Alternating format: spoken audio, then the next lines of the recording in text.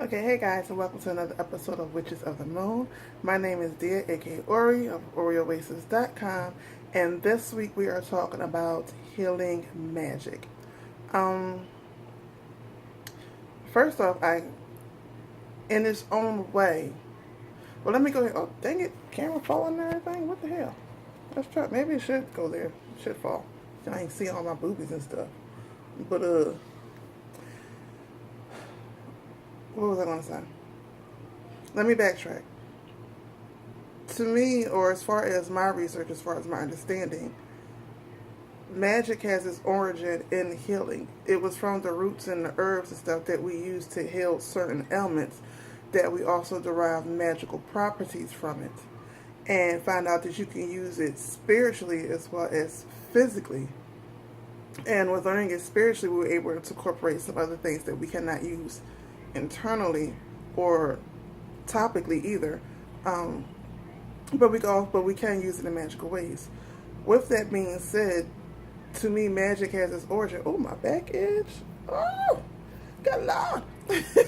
But to me, with that, magic has its origin, at least again in my research, my experience, in healing. So with that, to me, all magic has the possibility to heal in its own way. Even what most people consider baneful magic or black magic, or I don't really care for those titles, but in order for descriptive purposes for maximum, I guess, understanding, title I have to use. Okay, so with that being said, even that type of work can be used for healing. 1 second, guys. Okay, I'm back, I think. Yeah. All right. With that being said, there's different types of healing magic. There's different types of magic. Period. There's first of all, whatever path you take is meant to heal you, mind, body, and soul. And most people always focus on the outer as opposed to the inner. Like most people, they'll but when I say the outer rather the inner, if they feel gloomy or they feel a little sick or feel a little down, they'll focus on something outside of themselves that they can do, as opposed to looking internally where this stuff's come from, so you can heal that aspect of your life physically, mentally, and spiritually. When you study, what's the word I'm looking for? When you study the three aspects, you realize they're all connected: mind, body, and soul. Everything's connected together. So what's happening on one level trickles down to the other level. And usually, that is not a word. Usually, what happens is the physical plane is the last manifestation of what's going on in your spiritual and mental life. So, I'll put it like this. Your spiritual life dictates your spiritual thoughts, the things you believe the most, the core, your soul, ideas, all that.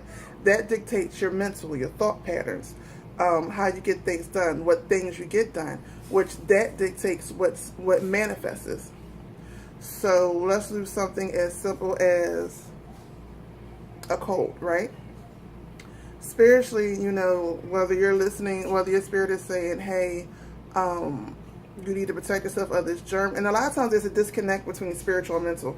I need to say that because a lot of times spirit is saying one thing, but your mental is saying another, especially when you're retraining your brain. The main part you need to focus on is you feed your mind new information all the time so that your mental never gets stuck on one idea.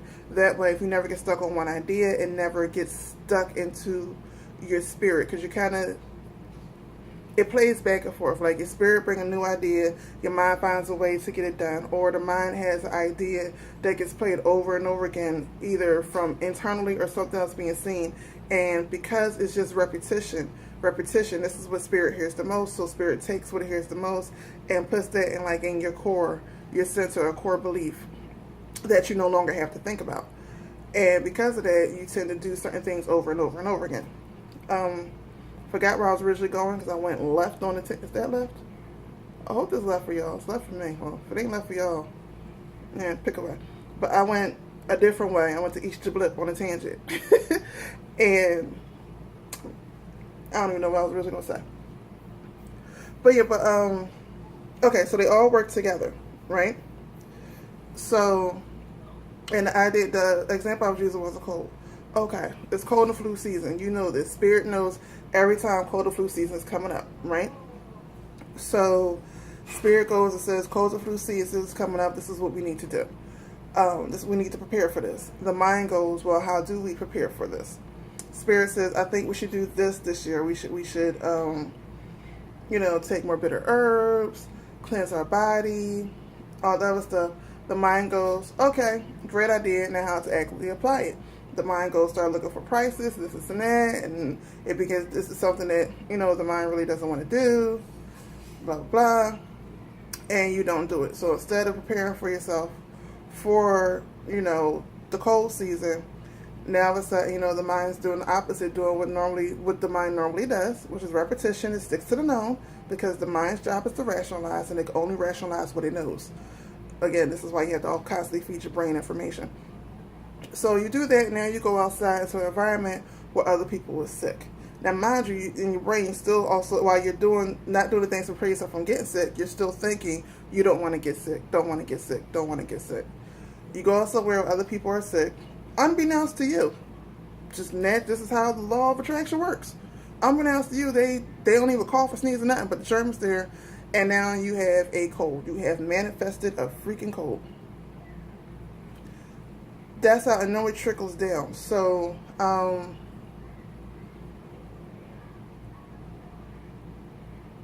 no, I was about to say something, but in saying that, I done went to East Bumblebee somewhere.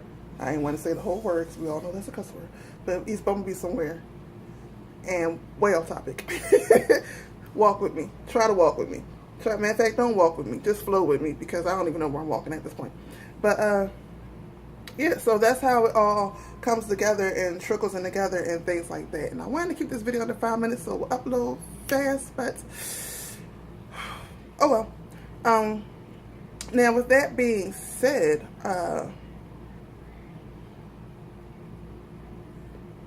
why did I even go how the mind body works? With that being said, this is how healing actually works too. And with healing, you have to start in every area. Most people try to do the physical area. Most people will try to work the spiritual area, but very few connect the bridge between the two, which is the mental area. And healing work is very important to work on all three if you truly want to be like healed for good. Like if you want to have a good relationship, one, you have to heal the trauma to your physical body, if there was, and normally if it wasn't a good relationship, and it's normally some trauma to the body, even when, and how you know it's trauma to the body. I'm not talking about, obvious trauma when someone's abusive. Obviously, they need to get that relationship. When someone's physically or verbally abusive, I mean, the trauma when someone says something and you have a physical reaction. Like, you may not just like your mate calling you honey. Something about the word honey just make you go, ugh, don't call me that. Don't do that. You have to ask yourself why you're freezing up and having this physical reaction to this word, which is a mental thing, which also connects to a spiritual thing. So you have to heal that part. Now, as far as actually healing magic, again, to me, it's all the same. It all connects together. And using healing magic, again, there's all different ways. People use crystals, people use biblical scriptures, people use affirmations, excuse me.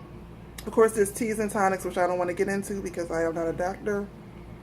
I ain't even going into that area. But there are teas and tonics, and I suggest you get with your doctor to see what you can and can't take, and then get with a local herbalist and find the two that can work together, if you want to go the natural route. But spiritually, I have found that when people's spiritual practice is out of order, that's when everything else in their life trickles. Now, granted, we all have, our problems, but I found the most when spiritually you feel a little stagnant or feel like you're not growing. It seems to trickle down and mess with the rest of your life. I'm taking this video totally off of or in another direction to what I originally planned, but I'm gonna just flow with it.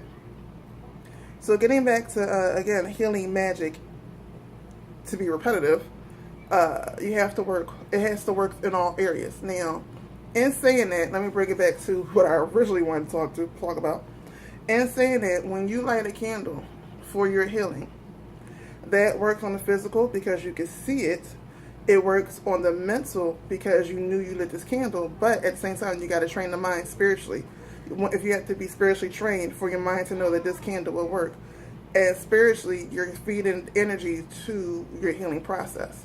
Now, this works with any type. This is how the healing method works in any type of way. So, the main thing I would say is if you really want to work healing magic, you have to work on your mind, which is the bridge between the body and the spirit, and then get it in alignment with, work on getting your mind in alignment with the spirit, because the body does what it's told to do. Period. The body, your body, you ever been in a situation where you're dead tired, but it's something you wanted to get done. You're telling yourself you need to get done, it has to get done, it has to get done right now. And for somewhere you catch your second wind and you get going, the body will do what the mind tells it to do. This is why fighting the body to me in healing magic is off. You do need to, I mean, and don't get me wrong, let's not be totally outrageous and stupid here. If you got an open wound, that wound needs to be closed. You know, I'm not saying if you got an open wound, do some meditation and chant and just ignore the fact that blood is gushing everywhere. Hell no. It works together. But for the most part, you still have to train your mind to connect with your spirit, and you have to train your mind to listen to your spirit. And then once you train the mind to override, the spirit to override the mind, because again, the mind's job is to rationalize. So once you have trained your mind to listen to spirit and just wait for the answers to come later. Do now, wait for the answer to come later, which is totally backwards than what the mind's actual function is. But at times you have to allow it to work backwards in order to go forward. You know, they're saying sometimes you take one step back to go 2 steps forward, or 2 steps back to go 1 step forward. It happens in life. You know, when you climb up a mountain, you also got to go down the other mountain, or you get stagnant, get stuck on that mountain. So what goes up comes down in order to go back up again in a different area. So the mind is the bridge that works for when you have to work that. This is where, again, the healing, the chanting, and this is where the healing magic works, because you seeing what's done. You can look at what's done. Your spirit gets the energy, so you start to feel the effects of what's done. Whenever the negativity comes back into your brain, you have this thing in front of you that says, no, we did this, or this was done, so this was done, this is going to work. Or sometimes you have to say, this was done, this has to work. Sometimes just saying this has to work, instead of questioning whether it's going to work, just say it has to work. It doesn't have a choice. That helps a lot too. But I'm going to stop it now. That's how I feel on healing magic and how healing magic work and where it came from. Or its origin, or that's how I feel, and how all magic is really. It's a healing process. And if you do something painful, which I always don't suggest to be your first option, but even if you do something painful, know that first it makes you feel good inside, which there should be another topic, because there's a difference between feeling good and or feeling better and being better. Most people go to feel better and not actually be better. But a lot of times, because that happens, that allows you to release something. Or if you're still holding on to it, still doing stuff, that if you are truly trying to heal yourself from it, that will let you know that at this point in time, there's something that you're still holding on to that you need to work out, and why this is still bothering you. So it still kind of works on the healing process in that way. Yeah, I'm going to leave it there, because, dang, I'm at 13 minutes. Oh, my back itch. You got me dancing. I'm going to leave it there. I'm going to stop there, and I will see y'all beautiful people next week. Don't forget to comment, rate, and if you haven't done it so far, don't forget to subscribe and watch everybody else's videos. Peace.